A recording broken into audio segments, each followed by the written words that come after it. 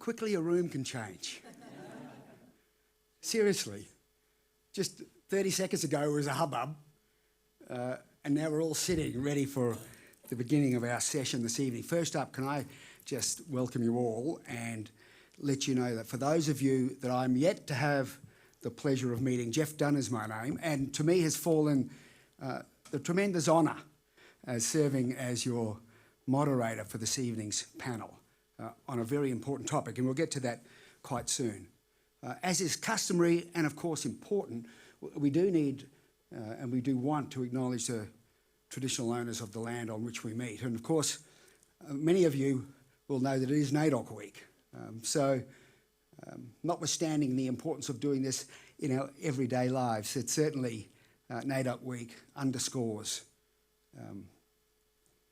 the importance of what we're doing as a community and what we do as a university in relation to NAIDOC Week, and it's been terrific to see how active UniSQ has been. It's important we acknowledge the traditional owners, custodians of the land upon which we meet, and pay our respects to their elders past, present and emerging. Well, we've got a terrific audience. Toowoomba's turned on the weather, the Garden City, it was balmy. It was tremendous. Some of our panellists who drove up from Brisbane bought too many clothes, they told me, but they seem to have relaxed and are doing well. We've got people from all walks of life in the audience. You know, we have lots of health professionals, which is terrific. We have community members, we have elected officials. We have people that have personal experience of health systems and lived experience of illness. So we have a terrific audience, and we just want to thank you, each and every one of you, for participating in this, the third of these Thought Leader Series events. The first two were on AI and space. So we're getting back down to ground. It's very earthy, the future of health in the regions. And we've got a tremendous panel, and we will ask them to introduce themselves in a moment. Can I also acknowledge Professor Karen Nelson, who is the ranking officer here tonight from UniSQ. It was short up until a little while ago, Karen. Thank you, Karen, for being here. And to all the UniSQ people out in the audience, I know there's many of you, thank you for being here as well. And of course, one of the most important people here tonight is Juanita. Where's Juanita? Our fire warden. Hello, there's Juanita. So if an alarm goes off, you've sort of got two choices. You can run out here you can progress in an orderly fashion out here and then go to the left, or you can track down Anita and follow her. But we're pretty sure that we're safe, and it's going to be an eventful event, but not for the wrong reasons. Why don't we get going? I mean, we're talking about the future of health in the regions. I don't think there's a more important topic for those of us that live outside urban centres. And we read a lot about it, we hear a lot about it. We have a mega panel here today. I mean, it's a panel full of talent, full of experience, full of knowledge, and as you can see, was selected largely on charisma, which is clearly on display. Each of them has an uncanny ability to stick to the point and be brief. And that was another key selection criteria. Indeed. Why don't we commence with asking each of our panellists to introduce themselves so we know who we've got on display. Maybe start with Ivan. Thank you, Jeff. Hello and good evening. I didn't touch anything. No. Hello. We're waiting for a button. Touching the button. I'll get in trouble. Hello. Thank you, and good evening, everybody. Thank you, Jeff, for the introduction, but also thank you for the opportunity to be here to be part of this important conversation. Ivan Frkovic, Queensland Mental Health Commissioner. In brief, my role is really to drive reform and change in the mental health system. Mental health, drug and alcohol, and suicide prevention. 3 easy areas, not a problem. So it's really, you know, sort of my thinking is always more at the systems level. How do we shift the system to improve better outcomes for people, particularly with mental health and drug and alcohol problems? So across the whole system, state, Commonwealth, non-government, government, public, private, etc. Thank you. Big job. Thanks, Ivan. Please, just in this order. Hello, my name's Annette Scott. I'm the Chief Exec of Darling Downs Health. So Darling Downs Health, we cover the Darling Downs and the South Burnett. We cover 90,000 square k's and service about 300,000 people in the region. We've got a lot of growth occurring in the region, which no doubt will come out in our conversation tonight. I'm sure many people who are from here are aware we've got the $1.3 billion hospital that's being built on the Bailey Henderson campus, so far on scope, on time and on budget for opening at the end of 2027.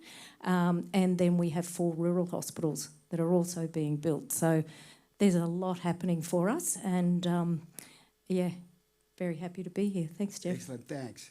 Tony? Thanks, Annette. It's lovely to see everyone here tonight. I'm used to being in the crowd rather than on the stage, so it's a bit of a different experience for me. So I'm a GP at Carana Downs, so between Ipswich and Brisbane. I own a practice with my wife Kath, who's here today. We've owned it for about 9 years. Before I was a doctor, I worked in finance and did some consulting work. And I'm also the chair of the Darling Downs and Westmoreton PHN. I'd like to point out Marilyn, who was our previous CEO, so it's lovely to see you here tonight too. I think health exists on a lot of different levels, and I think the way that it's structured is to make silos and layers, and I think one of the themes that we'd all agree with tonight is that those layers, they exist, but they aren't productive, and I think our future going forward is going to be to find ways to manage those levels and layers because people suffer as a result of it. And I think we're at an exciting time. I think that the rural communities that Annette serves are very susceptible to these distortions. And I think we're at a point where we're going to be able to do something about that in the coming days and years. And I look forward to seeing what that looks like. Here, thank you. Hi, I'm... Yeah, thank you. Hi. Should I start singing Amazing Grace? Hello? There we go. Hi, I'm Shelley Nolan. I am the Chief Nurse Officer for the Queensland Government. One day a week I am the Deputy National Rural Health Commissioner for the Australian Government and represent nursing and midwifery. My claim to fame is I'm a Gatton girl, and I did my hospital training and then later my university training, but Darling Downs was my home ground. Spent many an hour on the Toowoomba Range as an emergency nurse and got many people back safe and sound post those accidents. Headed to the sunny coast and worked on the choppers up there and did air retrieval. But I now advocate very strongly for rural and remote health for every clinician that works in that and every member of the community. You don't have to be too far from a local town or a city to be isolated and to miss out on services. So I'm really happy to be here tonight. I know Queensland throughout. I've worked in 8 of the hospitals and health services, visited every 16, one of them. I've been through 3 cyclones and really represent the 95,000 nurses that we have here in Queensland, and they do a bloody good job. Hi everyone. Well, what a distinguished panel I'm part of.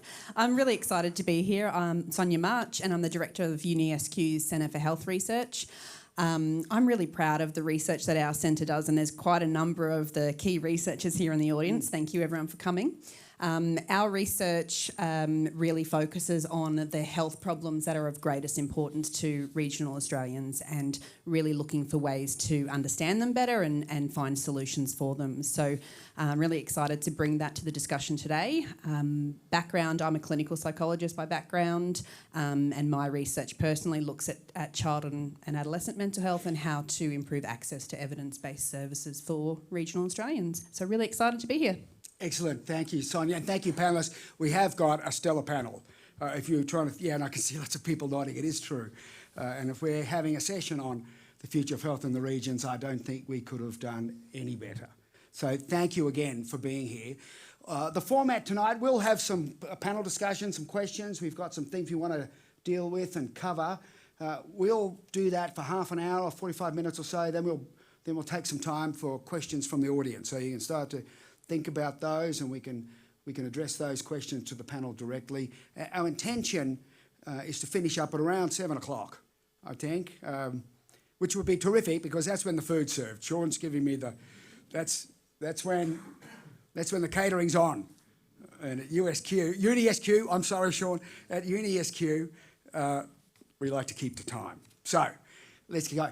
Before we start talking about the future of health in the regions, maybe Shelley, if I can turn to you, let's just try and get a feeling for, the state of play for health in the regions as we speak. I mean, if you've got some comments about that. So from a national perspective, we have 28% of our population, 7 million, that live in rural, remote communities. We know that it's NAIDOC week, so we need to acknowledge the cultural capability of our workforce. The more rural you get, the increased number of percentage of our Aboriginal Torres Strait Islander, and more importantly, the access issues start to happen for every single person and every single community that is rural remote. We know for our populations that live in there, unfortunately, this isn't a banner of honour. They have higher levels of chronic disease, they have lower life expectancy, and in particular our Aboriginal Torres Strait Islanders. But what we do know is when healthcare gets to them, it is great healthcare. And the more regional and remote that you go, often the clinicians and the health workers are autonomous in their practice. They work to their full scope and absolutely make every effort to bring the best care to those communities. The relationships are essential between the health workers and the communities, and this is where governments and councils need to really make sure that their healthcare workers are welcomed. They are the foundation, because if you don't have good health, you don't have economic viability in those communities, and you don't have well-being. So when it comes to having and attracting healthcare workers to those towns, it is about having good accommodation. It's about making them feel safe, and that means walking down the aisles of Woolies to feel safe that they can be part of the community with their family, as well as be a pinnacle of care for that community.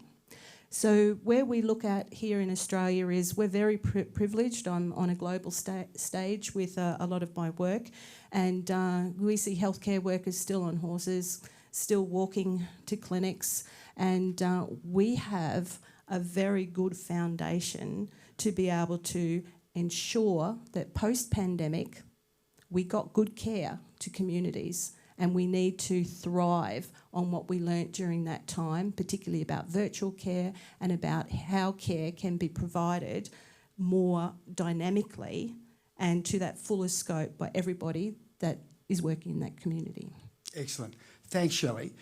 Annette, if I could throw to you next. We're a one microphone panel now, Nat, is that right? Yeah. If I could throw to you next, one thing that Shelley mentioned was when care, spoke about issues around access and those sorts of things, but when care gets to them, it's good care. Now, you're the chief executive of a very large health providing service. I mean, what are you seeing on the ground in rural communities? Lots of pressure, which everyone I think has seen. You only have to read the media each day. So there is a lot of pressure in regional and rural health.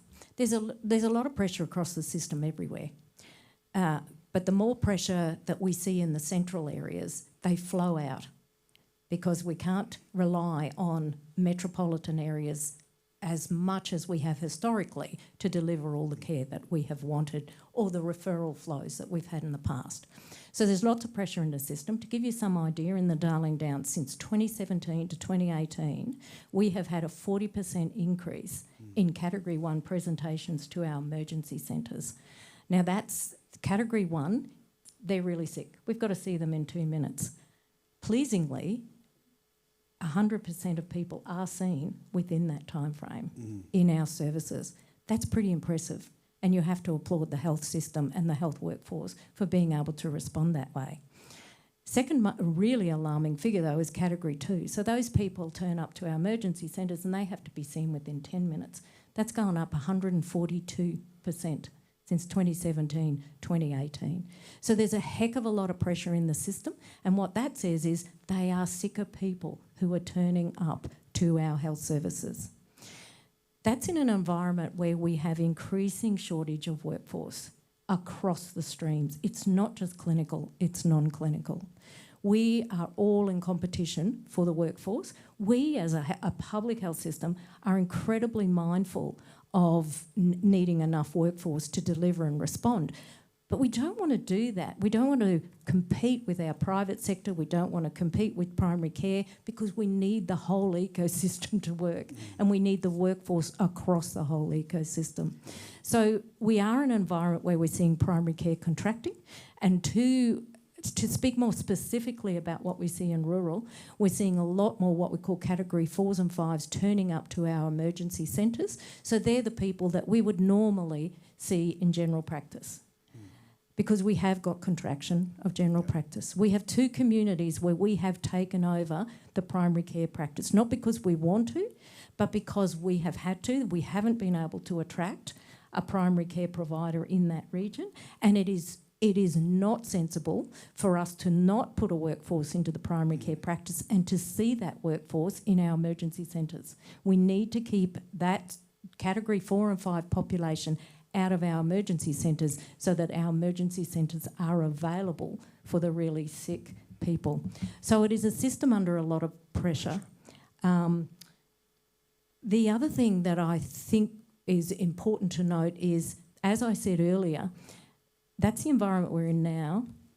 We've got this workforce shortages, but when we open the new hospital in 3 years, we will be expanding services. So our cardiac services will be expanding. We have made a commitment under the Minister that we will add an additional 118 beds. We'll add an additional 20 emergency cubicles to the 50 we already have in Toowoomba. Like, there is significant expansion of the services. So, you know, the tension for me and for my executive and for our workforce is, what does that growth look like, and incrementally, how are we going to get that workforce in place? Get the team. Yeah. Hey, look, thank you very much for that, Annette. And I like the idea, while you spoke about pressures, you did also talk about flexibility and adapting, and filling gaps in primary healthcare where you need to do that. So we might come back to that a bit later. Let's just change the tune a little and perhaps think about a specific issue. And I'm going to throw to Ivan here, because I think if anyone who reads the newspapers or listens to the radio or has conversations with friends and colleagues, we hear about mental health. And some people talk about a mental health pandemic or epidemic. And we get that sort of language. Ivan, mental health in the regions, what's your take on this? What are the presentations? What sort of things are of greatest interest to you in this discussion? Look, I think, as was said earlier by Annette, there is pressures across the system. Doesn't matter where you are, the pressures are huge. When it comes to mental health, if you take some of the broader understanding of the prevalence of mental illness, the National Mental Health Survey identified that the prevalence of mental health problems in Australia has not increased overall. Still 1 in 5 in any 1 year, and 1 in 2 in a lifetime. So the prevalence hasn't increased overall. But where we've seen an adjustment within that prevalence is that we've seen a doubling of mental health problems amongst young people. So 16 to 24, 25, a doubling. So there's been an adjustment internally around that. So you have a system that's built primarily around hospital-based services. And, consumers tell me every time, and people tell me generally in the community, why do all roads lead to inpatient care or ED departments? Mental health systems need to be built differently. And part of the reform that we're trying to drive is about how do we have a different response to people rather than just a bed response. And so particularly when you're thinking about rural regional locations, part of the push is around the flexibility and the funding, locally based decision making to be able to decide what type of services, what types of response we need, rather than, for example, us in George Street or those people in Canberra deciding what you need here or in some of the more rural regional communities. That's the challenge in the system, getting that flexibility. But if you think about the system as it is now, you know, with sort of between primary health care and then you've got the specialist mental health system, you know, if you think about primary health care, again, there's a whole range of challenges. We don't have GPs in the places that we need, but even the Medicare items around mental health care plans and psychology, having psychologists, social workers, they're just not available, and the reimbursement and the ability to spend the time with people in that space and to deal with a level of complexity within that space is not there. But then at the other end, you've got a system that's under the pump, which is the more specialist system, and as a consumer, the biggest challenge is most of the time I'm too complex for this system in primary healthcare, but I'm not complex enough to access this system. So we talk about the missing middle, and that's the biggest group. That's the biggest group of people that aren't getting a service. And I'll just finish by saying, as a result of the COVID pandemic, if there's been one positive, is that we're talking about mental health more. And so people are talking primarily more around some of the high prevalence disorders, depression, anxiety, etc., not some of the more chronic mental illnesses. And we're seeing that translate, particularly amongst young people. We could talk more about specifically young people, but we're seeing that translate into people trying to access either primary healthcare services or the specialist services. And now slowly we're starting to build that gap in the middle through Head to Health and Head to Health Kids and a whole range of things, but we're not there. But those models, again, are okay in certain geographical locations, but they're not going to meet the needs of a lot of people who are living outside of those larger regional and rural types of communities. So I wouldn't say it's a crisis. We've got some challenges, but remember, we've had the biggest investment in mental health that we've ever had in the history of mental health in Queensland, 1.645 billion, and I hear there'll be more than that because of the levy. Now it's about, as I said to government, I keep saying to community, if we do more of the same, how can we expect a different outcome? Yeah, thank you. I appreciate that, Ivan. Primary health's been mentioned a few times already, Tony. So I might throw to you, and you can wear whichever hat you like, PHN or practicing GP. But you know what are you hearing from general practitioners in the region, and how are the actual GPs coping themselves? To be honest. Well, it's not an easy job, but there aren't many easy jobs. I don't know anyone who thinks they're overpaid and understressed. Certainly, COVID has had its challenges. I think certainly being nimble and agile is a great thing, but it's not always an easy thing. And I think GPs have certainly done that. And I was actually working with Annette on the board of the PHN during the pandemic, and Marilyn, and I think they can tell you some more stories. I guess the thing is the pandemic's over, but it's not. And, you know, I think a lot of what we're seeing in terms of the category 1s and 2s are a manifestation of the interruption to primary care during the pandemic. Simple conditions become more complicated, it becomes harder as a GP, and you don't always have the capability to handle those things, and frankly, GPs shouldn't be seeing Cat 1s or 2s.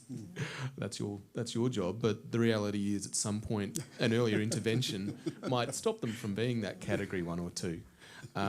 In terms of GP land, I'd say same but different, and by that the same chronic challenges of not just GP workforce or nurse workforce, but receptionists and other allied health professionals, the physical facilities. There aren't many towns of 5,000 people that have the facilities for a GP clinic. There's also the ageing of the workforce. You don't want to be 70 and working nights if you can help it, but there is that sense of obligation. So there are a lot of those same stresses, but they've been amplified by, I guess, the consequences of COVID, the demographic changes, both of the doctors and staff and the community. But then it also gets amplified by, you know, other factors like rurality. So, you know, you look at inflation. People have always had to pay over the odds for workforce in regional areas. And, you know, then there are other things. So there has been a degree of increased funding with primary care, but that hasn't caught us up. It's just we're not as far back as we were. I think there are a lot of innovative programs that we're seeing. Head to Health is great. And from a PHN perspective, I really appreciate the relationship we have with both our HHSs. And I think there are some innovative ideas that are out there, but they obviously take time to mature. So it is not an easy job. It's never been an easy job. it's a particularly hard job at this point. But on the other hand, we were talking about it before, there's also a sense of reform. GPs can't do it themselves, but, they're looking at an 80,000 person shortfall of nurses, so they're not going to save us. We're just as short of pharmacists and other allied health professionals. So I think the secret for us is going to be to find a new solution to these problems that are coming, and that's going to be integrating across the services. Look, it's going to be a challenge, and it's not easy, but I think everyone's finding it a bit hard at the moment. Tony, thanks for that. Just picking up one point you mentioned about, COVID's over, but it's not, and about later stage disease. Wearing another hat, I'm just aware from even things like cancer-related pathology during COVID just fell right away. And so what we're seeing, sadly, is a bolus of later stage disease getting picked up, which we as a community need to deal with, and they as individuals and families are having to cope with. Do you know, sometimes when we face problems, have you ever heard that research is the key? We need more research, Sonia. Research is going to fix this for us, Sonia. So tell us about what's research told us about health in regions. What have we learnt so far? Well, you are right. We definitely need more research. I'm pretty happy to say that it actually backs up a lot of what everyone's saying here. Yeah. What we know is that there are a very complex set of socio-demographic, systems, community, and various factors that influence the way in which regional people experience health, the way in which they seek help, and whether or not they actually are able to access help. Now, what that means and what the research is showing is that we can't just apply the same solution everywhere, and that's been mentioned already. The research is also showing us that regional and rural communities, they really want to be involved in generating those solutions, and they're really good at it, and they're really good at identifying what the problems are as well, and that there is great value in involving consumers and community members in that. We need to be thinking, and the research now needs to take up what's changed in the last few years. So a lot of telehealth and distant sort of intervention and healthcare delivery, great, but how do we make that work in regional areas? What is it that's needed differently? Something that comes out a lot in the research is connection, social connection, and those types of things, which might be more important to focus on than the clinical side of things. That's coming through the literature a lot. So I think it's showing us that, yes, these problems exist.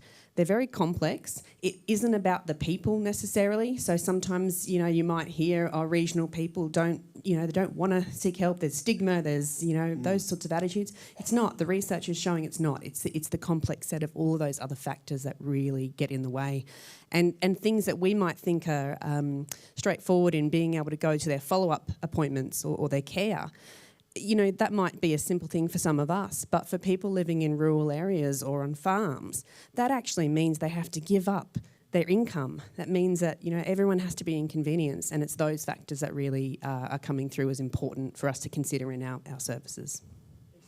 Thank you, Sonia. And I mean, points about connection and about wanting to be involved in what's happening to them in regions. The other points that have come up already on numerous occasions about flexibility and innovation, workforce, of course, which has been mentioned, and that stuff about connection, which I think is so important. Can we just turn to workforce for a minute? Because I know it is a critical issue, and it is one. And I know I might just quickly throw to Shelley again, just in terms of a workforce-related question rather than more general. I mean, what are some of the flexible models that you've seen going? I'm sure that, the Chief Nursing Officer in the state, are there flexible arrangements that we're piloting or that we can use to make a difference? Yeah, absolutely. We have got probably the most amount of generational dynamic happening within the nursing workforce than any other workforce in health. For example, we might still have 5 generations of workers within that environment. What we have seen is Queensland's the best paid state for our nurses and midwives, so that's a tick for us. We have flexible work agreements, another tick for us, and we're seeing that the number of nurses and midwives are decreasing their hours of work to be more part-time. Now, there's a couple of different drivers because of that. Is number one, post-pandemic. We are a little bit tired and just need to rejuvenate ourselves and get back to a work-life balance with family. Our parents are ageing. We've been mums and dads, and now we've got to be generational carers for our older populations. Within the population of Australia, this is an interesting demographic that either I think it's 1 in 5 of us have either been born overseas or a parent born overseas. So the cultural sensitivity around Aboriginal Torres Strait Islanders has also been attracting multi-ethnic population of nurses and midwives, and we're understanding how we actually apply that dynamic. Flexibility, we job share. We focus on retaining our workforce. If you are an employer out there, number one, keep your workforce. And that is about being a positive work environment, that there's places that people can have breaks, places that people can have conversations, that you can have a little bit of fun at work. And I can tell you I had lots of fun at work during my years of work. The second thing is having wellbeing programs. We have a very intimate relationship with our patients and also with the colleagues that we work with. We often are listening to their stories, particularly when it's been a hard yard at work or a hard shift. When one of your parts of your life is out of balance, whether it's your sleep, whether it's about your economic environment or about your family dynamic versus work, it all gets out of whack, and mental health is really important to the worker. So from a flexibility point of view, I think we're starting to say you can have time out, you can buy back leave if you need it for your family. There is so many different things, particularly transition to retirement. We're a pretty good state and we're a pretty good employer, I must say. Yeah, thank you for that. Can I just check again with Annette about sort of pipeline, workforce pipeline? You know, relationships with universities and training centres, are those sorts of things in play? They absolutely are. So for us, and there are a few people in the room, our colleagues who are involved in 2 initiatives, so Southern Queensland Rural Health. We have partnered with Uni of Southern Queensland and UQ.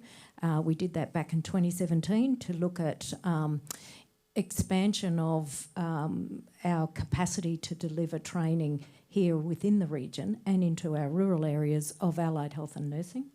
And we have more recently partnered with the same parties to look at end-to-end medical pathway. Now, for us in health care delivery, that's a pipeline initiative. That's a workforce initiative. And of course, it makes sense that we partner with our universities to do that. One of the big things we know is, particularly in medicine, we lose a lot of students who then become graduates and they move to the city and they specialise. So the other thing we have put a lot of investment in the Darling Downs is the rural generalist model. So we want to pull students from this area, we want to train them in the area, we want to train them in a model that's not a metro-centric focused model on a pathway that takes them to a specialty. We want to train them into something where they can go into a general medical, general practice, primary care and hospital-based type of model. But then we have the pathway into rural generalism, which gives them a depth and a breadth of more specialised experience as a rural generalist. Now that's just the medical model, but similar to the other allied health and nursing, similar fundamentals in how we're approaching that as a pipeline. Excellent. Tony, you have a comment? I was just going to say that one of the things that the PHN has been doing is we offer allied health, or we offer Aboriginal health worker scholarships, which I think is a great way of not just, in improving the capacity of the health system, but I think, one of the great things about education is it gives you and your family a hope of a better life. And so, there are career pathways, there's financial enrichment, but there's also just improving health literacy within a community. I think cultural sensitivity is a real theme that we're very conscious of, and I think the perspective that First Nations people have in healthcare is something that as someone who's not a First Nations person, I that's a deficiency of mine. And so I think, there are lots of different levels at which we can expand the workforce. One of the other areas you could think about too is lay carers. If we look at how much care happens by loved ones, I mean, you touched on it in terms of the nursing workforce. I look at all our staff at our practice, and they're all carers for someone else. That's called having a family and loving them. But it's and it's fulfilling, but it's also something that I think is a workforce that's very much latent as well. So I think there are pathways beyond the traditional ones, and certainly in those rural communities, that's where I think you can really get a value from it. Yeah, hey, thanks, Tony. Well said. I'm going to change tack just for a minute, and ask Ivan a question. But on notice for everyone else, after Ivan's finished, we're going to just talk about virtual care and digital and maybe even AI. But we'll see how we go. Just to let you start having a think about it, Ivan, if I might. Probably not. You're actually probably not a good question for me, but that's okay. You're But can I just add to the Please. workforce stuff? I think in mental health, we've got additional challenges, some of the ones that have been identified, whether it's in the public system or in the non-government or the private system. First of all, I think it's hard for us to build a pipeline between academia and in practice, because can I tell you the training that's happening across the board around mental health, whether it's nursing or allied health, probably psychiatry, obviously there's a specialty stream. The challenge is that people are struggling to get the qualification, the knowledge, etc., to transition into mental health. That's something that needs to change, and I think until we do some of that, people won't be confident enough to be able to come into mental health. The other challenge that we've got is that trying to attract a different workforce, particularly in mental health, then as I say, the famous five, psychiatry, nursing and the three allied health, we've got to think outside that. And I think we're moving down that path quite well, particularly picking up your carers component. We're really looking people with lived experience, peer workforce, coming into mental health, supporting people. That's certainly helped in that sort of sense, but we're still short in that ability to attract people into this space. So I'm just saying we've got some additional complexities around workforce in addition to general health, but we could actually leverage off each other to be able to get some better gains in that space. And while you've got the microphone, you've partially answered what I was going to ask. It was just about reform. Yeah. And if you think about mental health, what's on the reform agenda? Briefly, I might let the AI move on, and I can certainly do that. But what's on the reform agenda is really, and it was touched by everybody on the panel in some way, was that we have a system and the investment always going into the crisis side of the system. And I'm not saying that we don't need more beds, more doctors, more nurses. That's critical. But how do we shift the system upstream? How do we start to focus on investing effort and money into keeping people well, promoting wellness, both physical and mental health, but promoting wellness. But how do we prevent some of these things? And we know they're preventable, whether it's in the physical space or it's in the mental health space. And it's a worthwhile investment.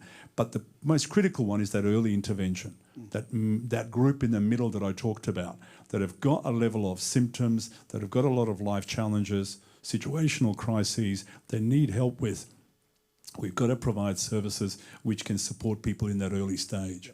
Otherwise, we're always going to be on the back foot, and we can see that it's always resources going into the crisis system, and rightfully so, because we need it, because all roads lead to ED and inpatient care. But how do we do that? And can I just say, the government's made a decision, which I'm really glad it has, to actually invest upstream. So we're developing some work with Health and Wellbeing Queensland about how do you keep people well, how do you prevent certain things, how do you intervene early. And they've actually allocated $9 million for the first time, dedicated bucket of money. I know it's not compared to what we fund in the treatment system, but there's a clear recognition about the importance to start to invest upstream. Otherwise, we're always going to be under the pump here. Excellent, thank you. And Ivan, while we're on that, would you mind passing that down to Sonia? I'm just going to, Ivan's touched on something we were going to cover later, and it is about that health promotion, the public health, the getting, trying to actually get to the problem earlier so that we are not facing, this health crisis at the end. Sonia, from a research point of view and your experience in communities, where are we with that? Well, we're at a point where we should be seeing a hell of a lot more money invested than that, but it's a good start.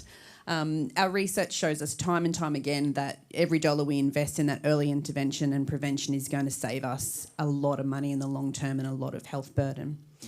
Now, whether we know how to do that in rural communities is another question.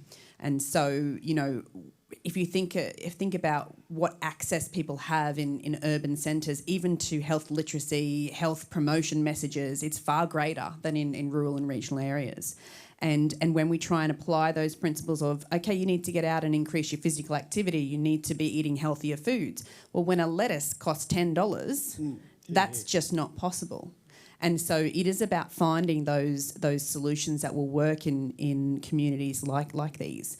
Now, you've got wonderful people like Tracy, who is out in the community developing solutions with community members around how do we attack, you know, promotion, health promotion.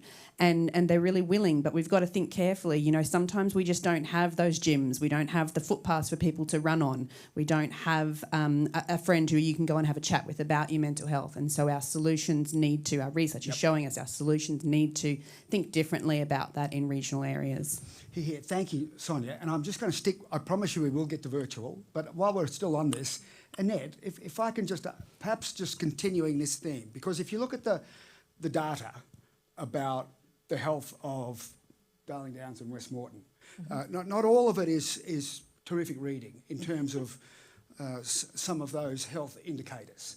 So there is a job to be done in awareness, education, health promotion. I mean, as a service provider, like the largest one in the region, what are you seeing? I mean, how do we tackle this? You're right, we're not a healthy region, and we have got some alarming statistics. I know that Southern Downs, we had the greatest number of fast food outlets per head of capita than anywhere else in Queensland. I think the 2019 we were the most inactive community in Queensland. We have high rates of obesity. It was higher than the state average. We have an ageing population. We have chronic disease, and it's a big impact on the health system. We too have actually worked with health and wellbeing. Yeah. I think it's great that mental health are combining with them, and we would actively like to see Health and Wellbeing Queensland, because that is the focus of their function, to be playing more in this space across the regions and across rural areas, to be looking first 2,000 days. Let's try and get.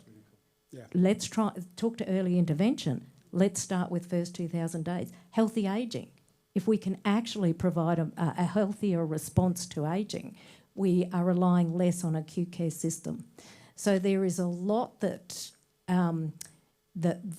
broader than just us as a public health system can do. But to the council, to the community, to the other organisations within the community, in terms of early intervention or even providing in that post-acute phase, we need to invest better into the community services that we have focused on either end. We'll worry about the acute bit, but how about the front end and the back end? And that's that partnership approach that you were talking about earlier. Has everyone heard of speed dating? We're moving into speed questions now. So, actually, speed responses. Tony's got something to add on this, and then we will come, and Shelley, I'll ask you about virtual care services in regions. I'm trying to save you from the AI, Ivan. Look, I think one of the themes that everyone's or that's come up a bit is about the broader nature of health than what we're seeing.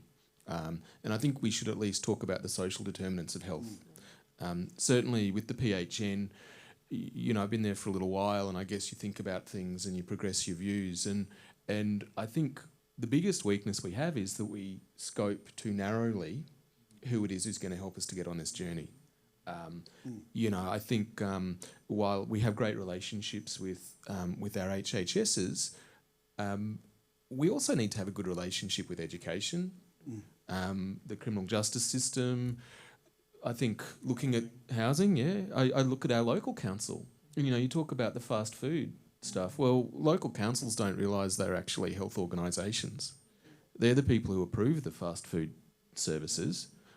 I worked at Macca's when I was 17, so it's not all bad. But we probably don't. Okay.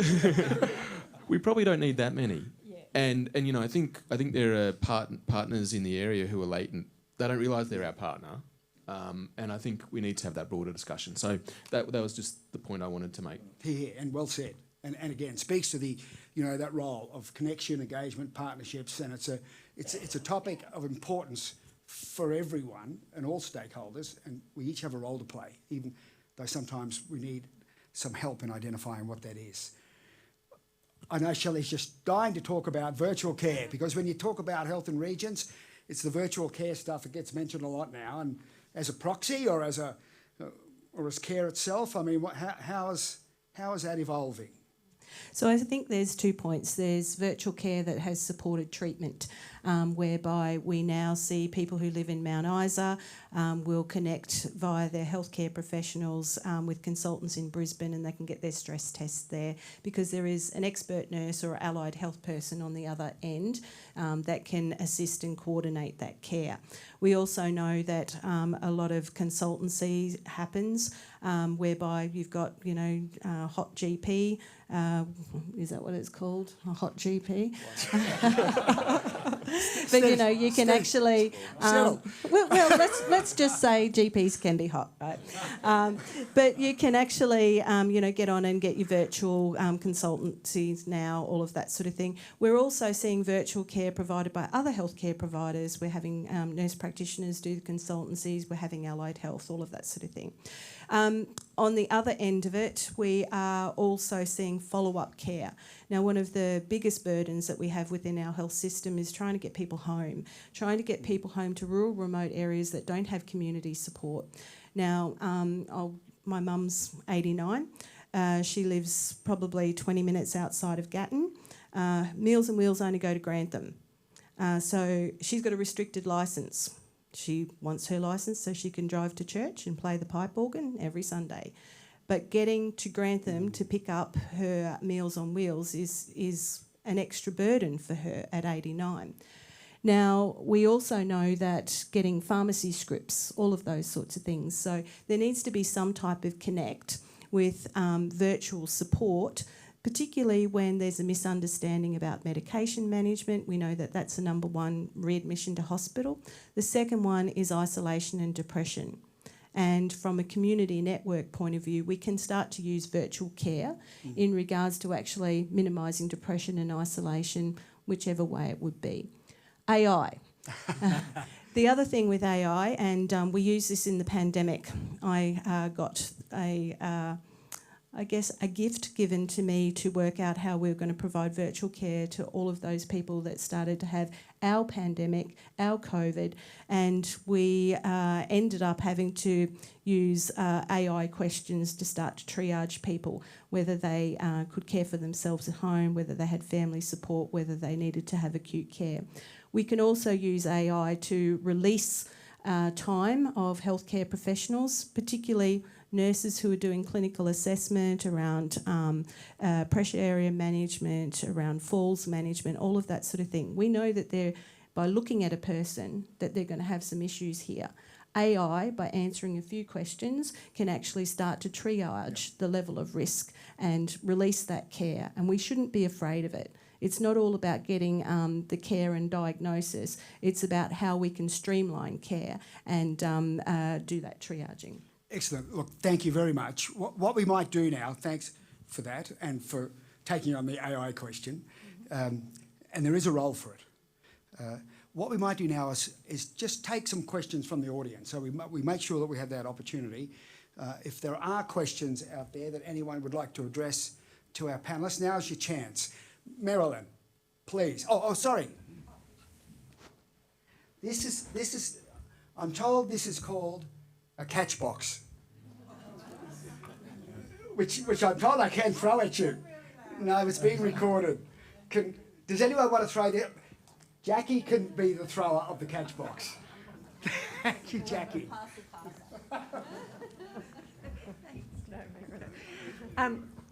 If I could just ask Annette a question. And Annette, you mentioned some of the pressures before, particularly with ED and that, and you know, freeing up beds in the hospital. And I guess we're talking about the health system, but we also impact with some other systems like aged care and disability services, and I understand that they don't always work as well as we would like them to, and that leads to some issues Bed for the block. hospital. So can you just tell us Yeah. the size of that? And The size and scale of that problem. Thank you, Marilyn. It was one of the points I was going to bring up earlier, but Jeff asked us to be very succinct, so I went for the most succinct ones. So Marilyn makes a really good point. At any point in time, there are 60 people in Toowoomba who are medically well and who are waiting for an appropriate accommodation or setting in the community. They are well. 60 people, that's more than 2 wards. They are stranded in our system. Of those 60 people, 70% are residential aged care, 30% are the younger, so NDIS participants. But it's a significant impact on us, which is back to what I was saying earlier when I said we've got to think about before they get into hospital and after they get out of hospital. So the big, hairy, audacious challenge for health systems is flow. How do we flow people through in a timely manner, and when they are ready to move out of that acute phase, there is an appropriate setting for them. But the aged care setting, it's failed us. The NDIS setting is failing us in terms of there is not a timely manner in which we can get people out of those hospitals, hospital beds. Hospitals are not places for people who are medically well, but elderly or disabled. Yeah, please, Ivan. Can I just add to that from a mental health perspective? For example, we've got over 2,000 beds in Queensland, 2,300-400, whatever it is. At least 30% of those beds on any one day don't need to be occupied for clinical reasons. 30%, that's about 700 beds in Queensland on any one day don't need to be occupied for. That was the figure produced in the National Productivity Commission report. The challenge is, and they don't need to be there if we had these things in place. Housing with support, both clinical and non-clinical, for people to be able to move out. Primarily it's around housing. And so it's about the systems, the social determinant stuff. How do we build some, even in some jurisdictions overseas, health is now starting to build housing to be able to get people out of hospital. Starting to build housing. And so these are the sorts of challenges, unless, whether it's the medical or the mental health, we've got people in beds who don't need to be there for clinical reasons. If we could get other systems to work with us better, or we're going to have to resolve those ourselves from a health perspective. Yeah. Thank you. Thank you. Yeah, thanks, Ivan. Yes, sir, please. Where's Jackie? Here comes the gizmo. I apologise for this in advance. I'm Dougal Whitcomb. I am a doctor at the hospital. I'm also work for UQ as the head of the medical school. I think as health professionals, we are excellent at looking after other people.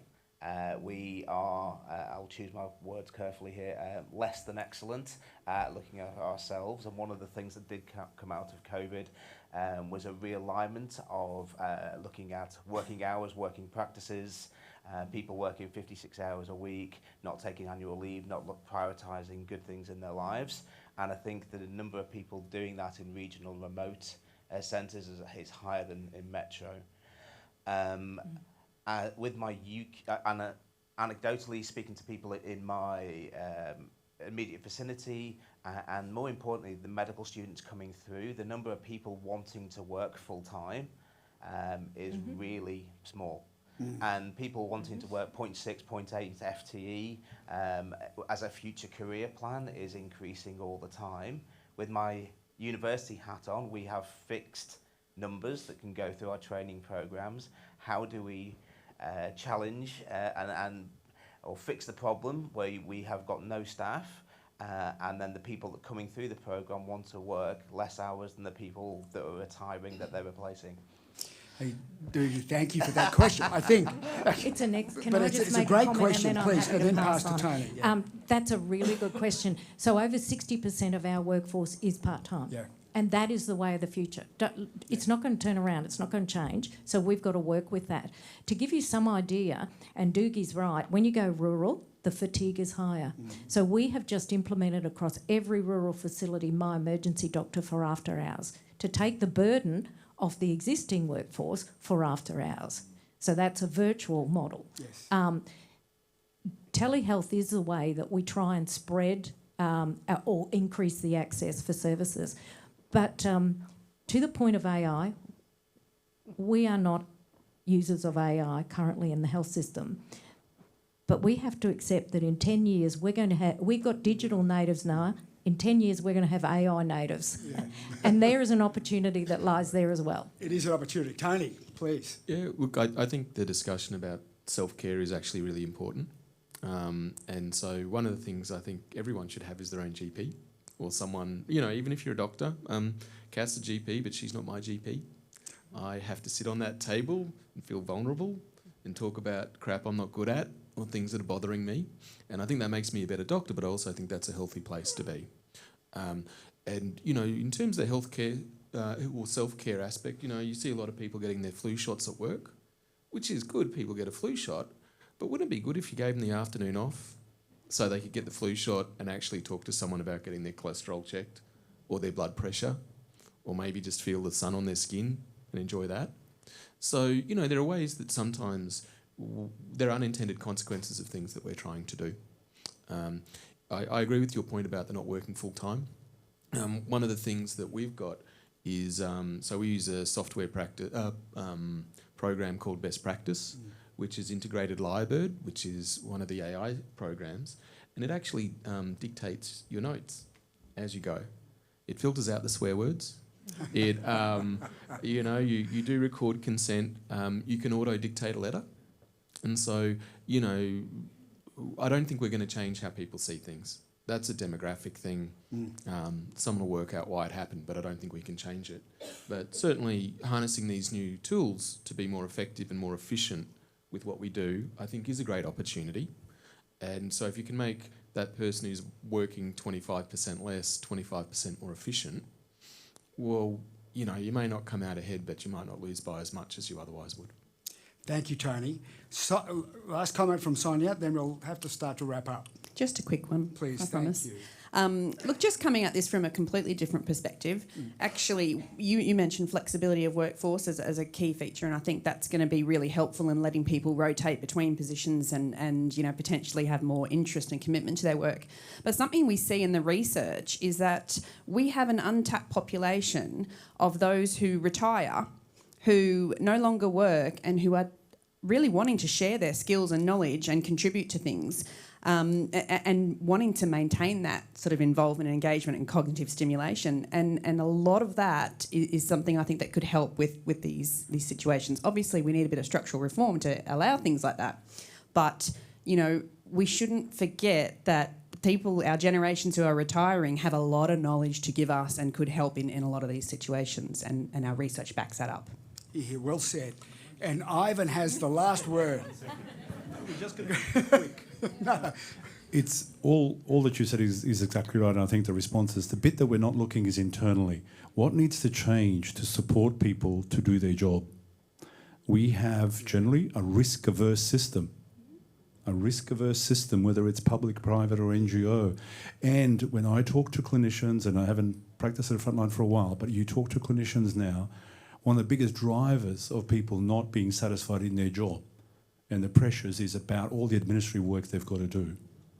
And I think we've got to think about how do we actually reduce the paperwork to let clinicians be clinicians and do their work, which means we'll get more efficiency out of them. That's not to say that we still can't be risk averse, but it's about how we do it at the moment. Paperwork, particularly in mental health, as I hear from clinicians, is overboard. And so and that drives people out. That also impacts on their mental health, but it also doesn't do well for our attraction strategy either. Think about what we can change internally to make that work much more attractive. Cheers. Thank you, Ivan. Ladies and gentlemen, we've reached our allotted hour. What I will remind you of is that our panellists will be joining us for refreshments and bite to eat. And I'm sure we'll be happy to mingle and take questions. What I have asked our panellists to do, and we'll just do this very quickly, briefly if we can, is a last word each about a take-home message for you here tonight in relation to the topic on health, the future of health in our regions. And Sonia's just bursting to be first. So why don't we start with Sonia and we'll work back. take-home message. Thank you. My take home is I see a lot of people here who are in very good positions to make change happen and are trying desperately to do so. And I would just encourage everybody in this room to think about what role you can take to support that. For us as a university and research, we need to provide you with the data you need to show those messages to policy and government. Here, here. Thank you. Shelley? My message is every single one of us in this room has been touched by a nurse, a doctor, a midwife, and you are our attraction strategy. So changing the narrative of what's fantastic about healthcare work and the work that we do is really, really important. That discussion that you have at the barbecue may change the direction of another person in regards to coming into uni. Open up your doors to take students in your rural, remote areas. A registered nurse who has graduated isn't a graduate, they are a registered nurse and they should be treated as such and brought into your healthcare system. Just quickly, I had a government election commitment to bring in 5,800 nurses. We brought in 6,400. There's more waiting to be employed, but we need to make sure that we make our rural and regional areas attractive to take them in, because once they get there, they will stay there. Here, here. Thank you. Thank you. One of the words that I think everyone had on their bingo was connection, Yeah. and I think we're connected in our in the challenges we face, but also in our ability to deliver those solutions. I think that we can, as you say, we can all play a role, and we all do play a role, but I think we need to work out how we can work better, because we're all pulling to get to the same direction anyway. Thank you. Yeah, thank you, Tony. I'm going to be much more direct about Darling Downs. And I think it's a really exciting time, because when we open this hospital, we will be a digital health service, and our rural hospitals will be digital at birth. We are no longer a little country health service. We are maturing into a fairly sophisticated public health system. Here, here. Well said. I've had my go, haven't I? No, this is. I thought you were going to say you've had this your is go. Ivan's third last word. I'll be very No, brief. you're I right. have to be, don't I? Look, my only thing is, in addition to all of that, would be just around let's start to collectively focus and drive reform away from just hospitals into a much more broader community thing. We collectively need to push that. It's not going to happen by individuals. Let's move the system upstream, and whatever we can do within our own spheres of influence, wherever we are, let's really push that. I think that's going to be the key to future health, both in rural regional areas, but also in the metropolitan areas. Hey, I'll take it. Now. So he doesn't want me to say anything anymore. Ladies and gentlemen, can you give the panel a round of applause? They were tremendous. And look, this next little bit is totally unscripted, so what could go wrong, Sean? But we have a small token of appreciation for each of our panellists from the university, and I'd love it if our provost, Professor Nelson, could come up and present each of them with a gift, a token, on behalf of the university for their time, expertise and charisma this evening. I'll bring that round.